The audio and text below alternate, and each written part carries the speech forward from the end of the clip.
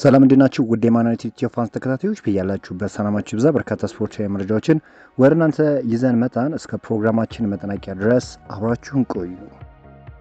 ማንቸስተር ዩናይትድ እና የብራዚል እግር ኳስ ፌዴሬሽን በማቲያስ ኩኛ ዙሪያ ልዩ ስምምነት ላይ ደርሷል ተብሏል። በዚህ መሰረት ብራዚላዊ ኮከብ በቀሪው የውድድር ዘመን 3 የፕሪሚየር ሊግ ጨዋታዎች ላይ እንዲያርፍ ተወስኗል። ዓላማውም ኩኛ ለሚመጣው የዓለም ዋንጫ በአካልም ሆነ በስነ ልቦና ሙሉ ለሙሉ ዝግጁ እንዲሆንና ከጉዳት ስጋት ነፃ ለማድረግ እንደሆነ ነው እየተገለጸ የሚገኘው።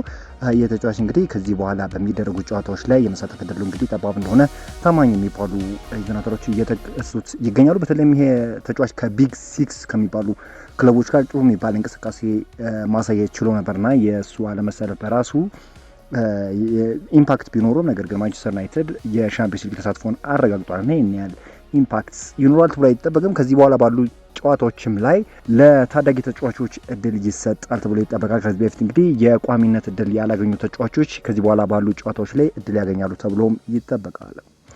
ማይክል ካሪክ በቋሚነት የዩናይትድ አሰልጣኝ ከሆነ አሁን እየተጫወተ ባለበት መንገድ መጫወት አይፈልግም።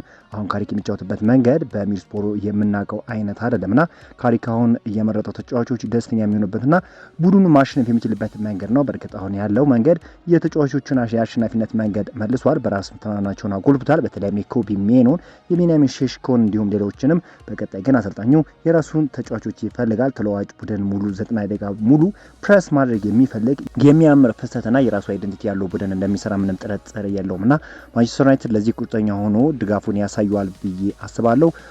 ሁለቱም ምርጥ አማካኞች መሀል ተከላካይና ግራ ፉልባክ፣ ግራ ክንፍ ተጫዋች እንዲሁም የአካዳሚ ተጫዋቾች ካደጉ ምርጡን የዩናይትድ በቀጣዩ ዓመታት እናያለን ተብሎ ይጠበቃል። ብሩኖ ፈርናንዴዝ እንግዲህ እኔን ማቆየት ከፈለጋችሁ ሊጉንና ሻምፒዮንስ ሊግ ማሸነፍ እንድንችል የሚያስችሉ ተጫዋቾች አስፈርሙ እያለ ጥሩ እንደያዘ ይታወቃልና አመራሮቹን ብሩኖን ማጣት ስለማይፈልጉ ማድረግ ያለባቸውን ሁሉ ያደርጋሉ ተብሎ ይጠበቃል። እንደ ባሌባ፣ ሊዮት አንደርሰን ያሉ ተጫዋቾችንም እየተመለከቱ እንዳሉ እየተገለጸ ይገኛል። ዩናይትዶች የአማካኝ ክፍላቸውን በኮቢ ሜኖ ዙሪያ ለመገንባት ዓላማ የያዘ ሲሆን ካርሎስ ባሌባም አማካኝ ክፍሉ ለማጠናከር ከታቸው ተጫዋቾች ውስጥ አንዱ ሆኖ ተቀምጧል።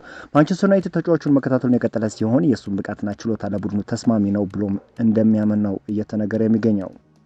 ዩናይትዶች ታዲያ በክረምቱ የዝውውር መስኮት ለአማካኝ ክፍሉ 150 ሚሊዮን ፓውንድ መመደቡ ተሰምቷል። 80 ሚሊዮን ፓውንድ ካዝሜሮን የሚተካተል አቅም ያለው ተጫዋች ማስፈረም ይፈልጋሉ። 40 ሚሊዮን ፓውንድ ማኑኤል ጋርቲን የሚተካተል ተጫዋች ለማምጣት 20 ሚሊዮን ፓውንድ ተቀያሪ ተጫዋች አማካኝ ለማስፈረም ሀሳብ እንዳላቸውና በክረምቱ የዝውውር መስኮት በርካታ ተጫዋቾች ለማስፈረም ዝግጁ እንደሆኑ ነው እየተነገረ የሚገኘው። ታዲያ ዩናይትዶች ማቴዎ ፈርናንዴዝን አሁንም እየተከታተሉት እንደሚገኙና ዌስትሃም ዩናይትድ በዚህ ውድድር ዘመን ከሊጉ የሚወርድ ከሆነ ተጫዋቹ ለሽያጭ ይቀርባል ሲል ታማኙ የዜና አውታር ቤን ጃኮብ ዘግቧል። ዩናይትዶች የቤት ስራ ይበዛባቸዋል ተብሎ ይጠበቃል። በክረምቱ የዝውውር መስኮት እንግዲህ ከተጫዋች ጋር በተያያዘ ዩናይትዶች ሌላ አማካኝ ተጫዋች ለመግዛት ሲሉ ጓርቴን መሸጥ ይፈልጋሉ። ጓርቴን የማይሸጥ ከሆነ ግን ክለቡ ውድድር ዓመቱን ተጫዋቹን እንደ አራተኛ ምርጫ በመያዝ ለመጀመር ዝግጁ እንደሆኑ ነው እየተገለጸ የሚገኘው። የተጫዋች ከማንቸስተር ዩናይትድ የመልቀቅ እድሉ ግን ሰፊ እንደሆነ ታማኝ የሚባሉ የዜና አውታሮች እየገለጹት ይገኛሉ። በክረምቱ የዝውውር መስኮት ዩናይትዶች የቤት ስራ ይበዛባቸዋል ተብሎ ነው የሚጠበቀው ካለው ሁኔታ አንጻር። በቀጣይ እንግዲህ ቻምፒዮንስ ሊግ ተሳታፊ እንደሆነ ይታወቃልና በአውሮፓ ውድድር እንደመሳተፉና በተለያዩ ውድድሮች ውስጥ ተሳታፊ እንደመሆኑ አንጻር በርካታ ስራዎችን ይሰራል ተብሎ ይጠበቃል። ማይክል ካሪክ ስር ዩናይትዶች እጅግ ጥሩ የሚባል ጊዜን እያሳለፉ እንደሚገኙ ይታወቃልና ይሄ ነገር ቀጣይነት እንዲኖረው በርካታ ተጫዋቾችን በክረምቱ የዝውውር መስኮት ይመለከታሉ ተብሎም ይጠበቃል። አጠር ያለ ስፖርታዊ መረጃዎችን በዛሬ ዕለት ይዤላችሁ መጥቻለሁኝ።